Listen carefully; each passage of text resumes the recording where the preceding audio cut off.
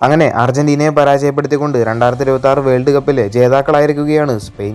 Final മത്സരം തീർത്തും സ്പെയിനിന്റെ കൺട്രോളിൽ തന്നെയായിരുന്നു. മത്സരത്തിൽ അർജന്റീനയ്ക്ക് ഒന്നും തന്നെ ചെയ്യാൻ സാധിച്ചിട്ടുണ്ടായിരുന്നില്ല. സ്പെയിനിന്റെ ഒരു പൊസഷൻ ഗെയിമിൽ അർജന്റീന മുട്ടുമടക്കുകയായിരുന്നു. നല്ലൊരു അറ്റാക്ക് നടത്താൻ പോലും അർജന്റീനയ്ക്ക് മത്സരത്തിൽ സാധിച്ചില്ല. ചുരുക്കി പറഞ്ഞാൽ അർജന്റീന ടീം ഇന്നലെ എക്സ്പോസ്ഡ് ആയി എന്ന് തന്നെ പറയേണ്ടി വരും. മത്സരത്തിന് ശേഷം സ്പാനിഷ് സൂപ്പർ താരമായിട്ടുള്ള ലമീൻ യമാൽ ചില കാര്യങ്ങളൊക്കെ പറഞ്ഞിരുന്നു.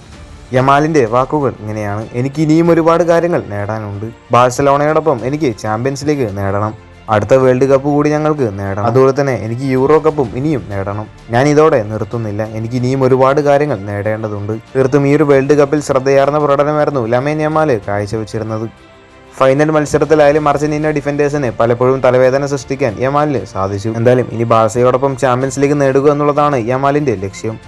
അടുത്തൊരു വാർത്ത: അർജന്റീനയുടെ പരിശീലകനായ ലയണൽ സ്കലോനി മത്സരത്തിന് ശേഷം നിരാശനായിരുന്നു. ഈ ഒരു പരിശീലകന്റെ വരവോടെയാണ് അർജന്റീന തുടർച്ചയായി കിരീടങ്ങൾ നേടിയത്. ഈ ഒരു വേൾഡ് കപ്പിലായാലും മെസ്സി മാജിക്കിലൂടെ അർജന്റീന ഫൈനൽ വരെ എത്തി. ഞാൻ സ്വപ്നം കണ്ടതെല്ലാം എനിക്ക് ലഭിച്ചിട്ടുണ്ട്. അർജന്റീനയുടെ പരിശീലകനാവുക എന്നുള്ളത് തന്നെ വലിയൊരു കാര്യമാണ്. ഞാൻ ഡിസംബർ വരെ ഇവിടെ തുടരും. എന്നാൽ അതിനുശേഷം തുടരുക എന്നുള്ളത് ബുദ്ധിമുട്ടാണ്. ഡിസംബറിന് ശേഷം തുടരുക എന്നുള്ളത് എനിക്ക് ആലോചിക്കേണ്ടി വരും.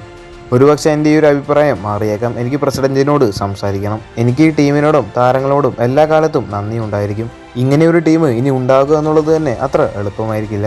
ഈ ഒരു പരാജയത്തിൽ തനിക്ക് വളരെയധികം നിരാശയുണ്ട് എന്നും സ്കലോനി പറയുന്നു. എനിക്കിനി ആലോചിക്കണം. കാരണം എനിക്കറിയില്ല ഇത്രത്തോളം വലിയൊരു ദൗത്യം എന്നെ കൊണ്ട് ചെയ്യാൻ സാധിക്കുമോ എന്നുള്ളത്. ഇന്നലത്തെ ഫൈനൽ മത്സരത്തിന് ശേഷം സ്കലോനി നിരാശയോടെ പറഞ്ഞ വാക്കുകളാണിത്.